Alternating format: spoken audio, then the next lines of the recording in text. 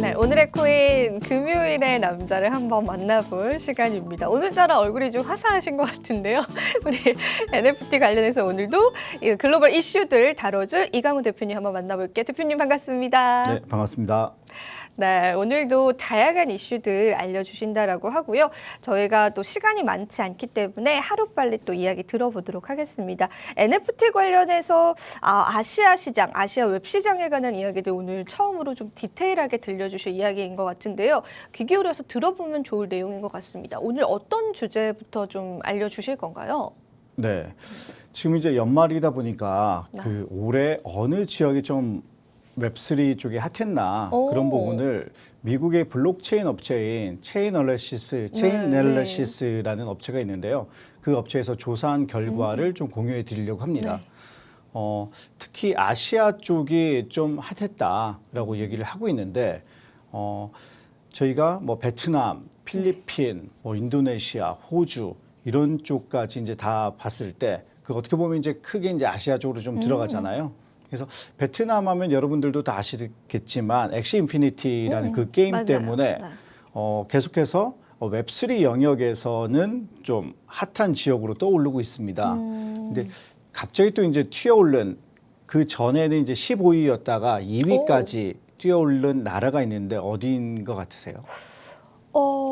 한국인가요? 예, 필리핀입니다. 필리핀인가요? 네. 그 필리핀의 인구 구조상 좀 젊은 층이 상당히 많은 나라라서 어떤 이제 새로운 베트남에서 시작한 엑시 인피니티가 어떻게 보면은 뭐 국민 돈 버는 게임이죠. 플레이트 원 게임이 되면서 필리핀에 있는 사람들도 관심을 많이 갖게 되고 그러면서 또 젊은 친구들이 새로운 것들을 또 빨리 받아들이지 않습니까? 그래서 필리핀의 그런 웹3 관련된 그 트래픽이 많이 높아진 것으로 좀 보입니다. 필리핀이 또 하나의 강자로 떠올랐다라고 합니다. 우리가 예전에 엑시 인피니티 때문에 베트남에 관해서 또 보다 자세히 알게 되기도 했었고 정말 엑시 인피니티 같은 경우에는 정말 핫했었던 그런 게임 중에 하나였습니다. 자, 그렇다면 구체적으로 어떤 이야기인지 하나하나 좀 들어보도록 할게요, 대표님. 네. 왜 핫했는지 그 이유가 좀 궁금하잖아요. 네. 근데 이제 여러분들이 이제 스테판이라든지 폴리곤, 스테판은 이제 호주에서 나타난 기업이고 폴리곤은 인도예요. 그러니까 이 두 가지가 또 이제 핫하니까 그 지역의 뭐 트래픽이 핫해진 거고 또 이미터블 X가 호주예요. 네. 그래서 그 호주를 중심으로 아시아의 국가들이 이 웹3 트래픽이 많이 이제 핫해졌다. 근데 플레이트 원 게임의 뒤에는 NFT가 있다라는 얘기인데요.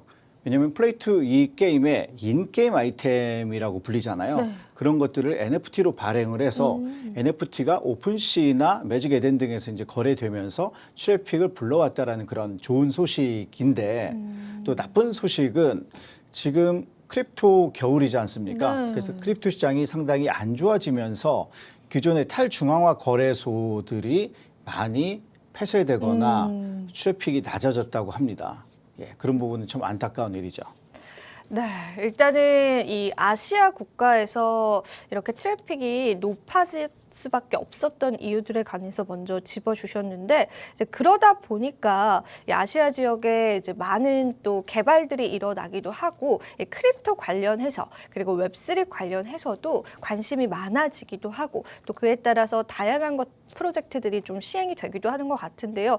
다만 지금이 크립토 윈터 시기이기 때문에 또 어느 정도는 사라지게 된 프로젝트들도 있는 것 같습니다. 그렇다면 앞으로 아시아 국가에서는 이 크립토에 관해서 어떤 전망들을 우리가 기대해 볼 수 있을까요? 네, 좀 글로벌하게 좀 생각을 해본다고 한다면 미국이나 유럽은 좀 선진국들이 밀집해 있잖아요. 그래서 그쪽은 기존에 있는 금융 시스템을 좀 가져오기 위한 제도화에 좀 신경을 많이 쓰고 있고요. 그리고 이제 중남미 같은 경우에는 자체 화폐 기능이 무너진 나라들이 많아요. 그렇죠. 그래서 이제 그 나라들은 자체 화폐 대신에 뭐 비트코인 대신으로. 같은 것들을 법정 화폐로 만드는 그런 쪽에 좀 신경을 쓰고 있고 아시아 국가들은 P2E 게임이라든지 아니면 새로운 어떤 비즈니스 모델에 관련된 그런 갈증이 높고 또 변화를 빠르게 도입하다 보니까 이러한 새로운 웹 트래픽이 좀 발생한 것 같습니다. 미국 같은 경우에는 뭐 CFTC에서 비트코인은 네. 아예 이제 상품으로 받아들이고 맞아요. 있는 네. 상황인데, 네. 근데 그렇다고 해서 그냥 받아들이는 게 아니라 비트코인은 POW라고 해서 이제 작업 증명 방식, 즉 컴퓨터가 내준 문제를 시행착오 방식으로 계속해서 그런 거래의 승인 권한을 따서 비트코인을 마이닝할 수 있는 그런 것 때문에 전기를 많이 써요. 그래서 비트코인과 이더리움이 그 전에는 전기를 잡아먹는 네, 맞아요. 상당히 그 안 이슈가 좋은 있었죠. 거다라고 네. 얘기를 했잖아요. 그러다가 또 이더리움이 지분 증명 방식으로 바꿨죠. 네. 그러니까 이제 그럼 이더리움은 증권이다. 맞아요. 라고 하면서 또 SEC가 네. 이제 발을 거는 모습을 좀 보여주고 있습니다. 그래서 어떻게든지 어떤 현 제도권에서는 발을 걸 텐데 이런 부분을 어떻게 잘 피해 갈 거냐, 아니면 그들과 함께 이제 성장을 할 거냐, 그런 모습이 잘 보여주고 있는데, 특히나 아시아 시장에서는 뭐 P2E 게임이라든지 아니면 새로운 블록체인들이 서서히 이제 나타나고 있고요. 그리고 젊은 층들이 뭐 다른 쪽에 비해서 이제 많다 보니까 그런 변화를 빠르게 받아들이기 때문에 이런 트래픽이 많이 높아지고 있다라고 볼 수가 있습니다. 일단은 이 블록체인 기술 그리고 암호화폐, NFT에 관해서 각 국가마다 받아들이는 모양은 좀 다른 것 같습니다. 선진국 같은 경우에는 일단은 법적 이런 화폐로 사용하기 위한 제도적인 제도권 안에 넣기 위한 노력들이 좀 보이기도 하고요. 중남미 같은 경우에는 통화 정책 자체가 불안정하기 때문에 통화 대신해서 채택을 하기도 합니다. 그리고 우리나라를 비롯한 아시아 국가 같은 경우에는 비즈니스 모델로 많이 채택을 하게 되는데, 일단은 우리가 이런 법적인 제재들을 잘 피해갈 수 있는 범위에서 비즈니스 모델로서 잘 활용해 본다면 아시아 국가에서의 크립토 앞으로의 좀 전망도 기대해 볼 수 있을 것 같습니다. 혹시 추가적인 내용 마지막으로 좀 있을까요, 대표님? 네. 지금 뭐 인도와 파키스탄 쪽은 사실 안 좋아요. 같은 네. 아시아라고 하지만. 네. 왜냐하면 이제 파키스탄은 크립토를 좀 금지하는 법안을 지금 제출을 했고, 아예 거래소조차도 안 된다라고 이제 얘기를 하고 있기 때문에 이 아직 결론은 안 났지만 아주 좀 위태위태하고요. 인도 같은 경우에는 이제 4월에 세금을 30% 암호화폐 관련돼서 맞아요. 이제 네. 세금을 30% 물겠다. 그리고 이제 7월에는 거래 수수료를 1%를 부과하겠다라고 해서 지금 거래 상황이 상당히 안 좋습니다. 만약에 제가 100번 거래하면 100%를 어떻게 보면은 그건 아니겠지만 네. 현실상 너무하네요. 많은 돈을 네. 내기 때문에 이 거래가 이제 위축되고 있습니다. 그래서 아시아 지역 중에서도 인구가 상당히 많은 인도와 파키스탄이 사우디아라비아와 함께 좀 암호화폐에 대해 좀 부정적이다. 맞아요. 그렇기 때문에 네. 아시아 시장이 다 같이 올라가는 게 아니라 아시아 시장 내에서도 여러 가지 상황은 다르다라는 부분을 좀 말씀드리고 싶습니다. 같은 아시아여도 이제 국가마다의 분위기 그리고 제도권의 그런 모양도 다르기 때문에 아무래도 크립토 시장을 무조건 받아들이는 분위기는 아닌 것 같습니다. 인도나 파키스탄 같은 경우에는 암호화폐에 관해서 굉장히 부정적인 어떤 법적인 제재까지도 현재 들어오고 있는 상황이죠. 하지만 우리나라로 놓고 본다면은 어느 정도 좀 제도권을 피해가면서 비즈니스 모델로 구축하기에는 정말 좋은 또 하나의 수단이 될 수 있을 것 같다라는 생각이 듭니다. 오늘 첫 번째 이슈 조금 또 디테일하게 말씀을 해주셨고요. 두 번째 이슈로 넘어가 보도록 하겠습니다. 두 번째도 역시나 글로벌 NFT에 관한 이야기인데, 두 번째는 어떤 이야기 좀 준비를 해주셨을까요, 대표님? 네, 저희가 NFT를 좀 예술로만 맞아요. 아시는 분들이 좀 많이 있잖아요. 그런데 원래 NFT를 잘 생각해 보면은 자기의 좀 보안성이 뛰어나고 그리고 출처가 어디가 이제 명확하고 그리고 거래가 투명하고 여러 가지 블록체인만의 속성이 있습니다. 맞아요. 그런데 아티팩트라고 클론X를 만드는 그런 회사를 네. 알고 계시잖아요. 네. 이제 나이키에 의해서 이제 인수됐는데 아티팩트가 최근에 아티팩트 곱하기 이제 클론X 곱하기 forging이라고 그 물건 옷이나 신발 같은 물건을 이제 청구할 수 있는 그런 프로젝트를 런칭을 했거든요. 예. 청구를 한다라는 게 구체적으로 어떤 내용일까요? 자기가 그 관련된 신발을 갖고 있으면 네. 그 클론엑스의 DNA에 따라서 그 이제 신발이나 그 옷 등이 이제 만들어져요. 네. 그럼 나중에 이제 그러면 이제 실물로 받아볼 수 있다. 이렇게 볼 수가 있습니다. 아, 그러니까 NFT를 먼저 받고 나중에 실물로 교환하는 그렇죠. 방식이겠네요. 네. 그러면은 이러한 프로젝트를 좀 굳이 개발하는 이유가 뭘까요? 유틸리티 개발이라고 볼 수가 있는데 네. 아디다스 같은 경우에도 아디다스 네. 거를 사면 네. 지금 이제 후드티를 보내주는 네, 상황이고 맞아요. 네. 또 비니 네. 그리고 뭐 스포츠웨어 네. 트레이닝복을 이제 보내주잖아요. 이것처럼 나이키도 스포츠웨어 회사이기 때문에 본인들의 NFT를 갖고 있으면 가장 쉽게 줄 수 있는 부분이 스포츠웨어와 신발과 그쵸, 연계를 그쵸. 하는 네. 방식이잖아요. 네. 그래서 이제 그런 식으로 NFT를 갖고 있으신 분들에게 어떤 보상 방안이 나타날 거다라고 이제 볼 수가 있습니다. 나이키 역시도 아디다스와 마찬가지로 나이키에 관련한 NFT를 보유를 하게 되면은 나이키의 물건들로 좀 교환할 수 있는 그런 프로젝트를 좀 개발을 한다라고 하는데요. 구체적으로 우리가 일반 또 대중으로서 어떻게 접해 볼 수 있고 또 어떻게 좀 구입을 해볼 수가 있을까요, 대표님? 네. 그 클론엑스 곱하기 폴징이라는 게 이미 오픈시에서는 뭐 거래가 되고 있고요. 네. 그게 그냥 나온 건 아니고 네. 클론엑스 보면은 레어리티에 따라서 그 DNA에 맞는 그런 상품들이 거기서 청구를 할 수 있는데 그 무라카미 작품이 되게 비싸게 팔리잖아요. 네. 예, 그 옷들도 비싸게 네. 팔리는데 그 사람과 이제 클론엑스가 같이 작업을 한 작품이기 때문에 무라카미의 그 DNA가 녹아 있어서 향후에 뭐 출시될 경우에는 좀 비싸게 팔릴 수 있는 여지가 있습니다. 그리고 이게 이제 중요한 거는 일단 옷만 청구할 수 있는 게 아니라 NFT가 NFC 기술을 활용한다라는 게 상당히 중요한데 그게 어떤 거죠? 네. 예, NFC는 근거리 통신이에요. Near Field Communication이라고 해서 우리가 뭐 지하철 타거나 그럴 때 네. 띡띡 아, 네, 하잖아요. 네, 그게 이제 네. NFC 방식으로 되어 있는 건데 지금 NFT가 네. 많이 활용이 안 되는 이유는 네. 내가 NFT를 갖고 있다는 걸 꼭 지갑을 열고 증명을 해야 그쵸. 되잖아요. 네. 이제 그런 부분이 NFC와 빠르게 연동이 된다고 한다면 NFT를 갖고 있는 사람이 어떤 뭐 공연장 입상을 할 때도 네.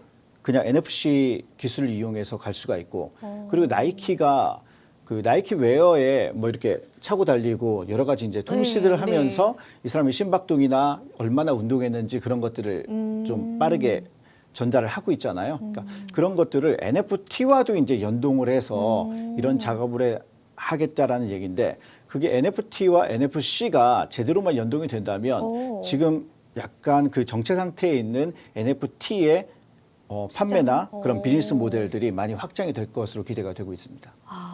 만약에 NFT가 NFC와 연동이 되게 된다면은 그 활용에 관해서는 정말 확장성이 커질 것 같다라는 생각이 드는데 일단은 나이키 그리고 NFT, NFC의 그런 횡보들도 우리가 좀 기대해 보면 좋을 것 같습니다. 앞으로 이런 프로젝트들이 좀 받아들여질 경우에 우리가 NFT 시장에서는 어떤 시사점들을 좀 누려볼 수 있을까요, 대표님? 네, 너무나 좋죠. 지금 유틸리티는 네. 이 NFT를 가지고 있는 사람들이 어떤 뭐 이게 뭐 진품이냐, 네. 그리고 뭐 아니냐, 예술이냐, 그리고 어디 들어가려면 되게 복잡해요. 지갑을 만들고 그걸 맞아요. 보여주고 네, 네. 그런 것들이 이 NFC 기술이 적용이 된다면 내 지갑 안에 해당 NFT가 들어있으면 바로 NFC랑 우리가 마치 뭐 삼성페이처럼 네, 페이처럼. 통신을 내서 네. 어디 들어가고 결제라고 그런 게 이제 가능하기 때문에 할인도 바로바로 될 수 있잖아요. 예, 그래서 우리 실생활의 NFT의 사용 빈도가 상당히 넓어질 거다라고 생각이 됩니다. 만약에 NFT를 이 멤버십으로 좀 활용한다라고 한다면 NFC와 연동될 경우에는 정말 활용점이 좀 많을 것 같습니다. 연동이 될지 안 될지 아마 되어가는 과정이지 않을까 싶은데 하루빨리 이런 부분들이 연동이 돼서 우리가 조금 더 편하게 또 쉽게 NFT를 접할 수 있는 시대가 오기를 좀 바라보도록 하겠습니다. 자, 이제 마지막 이슈를 한번 훑어볼 시간입니다. 이 마지막 이슈에 대해서도 대표님께 짧게 한번 이야기 들어보고 마무리해보도록 하겠습니다. 네. 네. 그 유가랩스가 SEC로부터 이제 조사를 받는다라고 하잖아요. 네. 그래서 조사를 받았을 때 유가랩스가 NFT를 판 것이 마치 증권을 판 거다라고 이제 맞아요. 얘기가 나오면 네. 시장에 또 안 좋은 영향이 네. 미칠 수 있잖아요. 그래서 유가랩스가 기존에 이제 발행한 MAYC나 BAYC의 거래량이 급증했다라는 소식입니다. 그 많은 사람들이 좀 의아해할 수가 있잖아요. 이게 조사를 받는데 왜 거래량이 급증하지? 네네네. 근데 거래량이 사는 사람이 많아도 급증하지만 파는 사람이 많아도 급증을 해요. 그래서 MAYC 같은 경우에는 300% 가까이 급증을 했고요. 그리고 BAYC는 한 80% 가까이 급증을 했다고 합니다. 그 이유는 기존에 그 원래 이제 플로어 프라이스 바닷가보다 낮은 가격에 이렇게 걸어놓는 경우가 많은데 그런 것들을 많이 오퍼를 받아들이면서 거래가 좀 많이 일어났죠. 그래서 바닷가보다 좀 낮은 가격으로도 거래가 많이 일어나서 이런 MAYC나 BAYC의 거래량이 급증했다라는 기사입니다. 그렇다면은 이 SEC의 조사라는 악재로 인해서 NFT를 내다 파는 사람이 결과적으로 많아졌다라는 거잖아요. 그럼 우리 NFT 시장은 굉장히 악재가 될 수 있지 않을까요, 대표님? 네, 그게 SEC가 NFT까지 증권으로 본다면 상당히 이제 악재가 될 수 있죠. 그래서 지금 좀 전에 제가 말씀드린 것처럼 인게임 내 아이템 그리고 NFC 관련된 부분 때문에 NFT가 이제 넓어지지만 또 이런 악재가 있기 때문에 그러니까 선택이 이제 어려운 거죠. 그래서 여러분들이 SEC가 지금 조사를 했지만 어떤 불법이나 그런 정황이 나타난 건 아니거든요. 그래서 나 여기서 발을 빼야겠다라고 생각하시는 분과 아니면 지금 NFT가 넓어질 기회다라고 생각해서 들어가시는 분들이 아마 그 합이 맞았기 때문에 이런 거래량이 급증한 게 아닌가 생각이 됩니다. 네, 마지막 이슈로 이제 NFT의 거래량이 급증했다라는 소식을 전해주셨는데 호재로 인한 급증이 아니라 SEC의 조사에 관한 우려감들 때문에 또 관련 NFT를 좀 팔려고 하는 그러한 매도자와 또 그 바닥 구간에서 사려고 하는 매수자들의 힘 때문에 거래량이 급증했다라는 소식입니다. SEC가 NFT를 증권이 아니냐라는 부분으로 또 조사에 들어간다라고 하는 부분들은 또 암호화폐 시장과 별개로 또 NFT 시장에도 충분히 악재로 다가올 수 있습니다. 이 부분에 관해서 투자자분들은 어떻게 생각하실지는 모르지만은 아직까지 판명이 난 부분은 아니기 때문에 우리가 계속해서 좀 숨죽여서 지켜보면 될 것 같고요. SEC의 이러한 횡보들이 자꾸만 우리 크립토 시장을 좀 조여오는 느낌이라서 좀 마음이 불편하긴 한데요. 아무쪼록 좋게 마무리되길 바라보겠습니다. 네, 오늘도 대표님과 다양한 소식들 함께 했습니다. 마지막으로 투자 고지 드리도록 할게요. 본 방송에서 제공하는 정보는 투자 판단에 대한 조언일 뿐 가치 판단과 상승 하락을 보장하고 있진 않다라는 점 다시 한번 유의 부탁드리고요. 저와 대표님 다음 주 이 시간에 다시 찾아뵙도록 할게요. 여러분 좋은 주말 되세요.